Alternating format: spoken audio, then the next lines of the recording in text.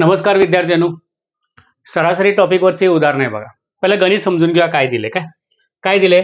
वर्गातील 50 विद्यार्थ्यांपैकी पहिले 25 विद्यार्थी सरासरी 12 वर्ष, राहिलेत म्हणजे किती, 50च्या बरोबर इथं राहिले तर 25 राहिलेत बघा.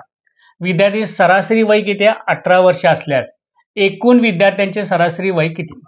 आता ज्या टायमाला तुम्हाला अशा प्रकारचं उदाहरण देतात आणि दोन गटामध्ये समान विद्यार्थी मांडलेत बघा, इथं 25-25, मग अशा प्रकारच्या उदाहरणामध्ये सरासरी काढताना काय करायचं, ही जी सरासरी असते त्यांची बेरीज करायची. 12 अधिक 18 भागिले, आता ह्याच्यामध्ये काय झालं, 25चा पहिला गट आणि पुढच्या 25चा दुसरा गट, म्हणजे गट किती तयार झाले, 2 गट तयार झाले. मग भागिले 2 करायचं, लक्षात ठेवा. म्हणजे 10, 20, 30, 30 भागिले 2 किती आलं उत्तर, 15. म्हणजे ह्या उत्तराचं सरासरी किती येते, 15 येते, लक्षात ठेवा. त्या टायमाला समान विद्यार्थी 2 गटामध्ये दिला असेल तर.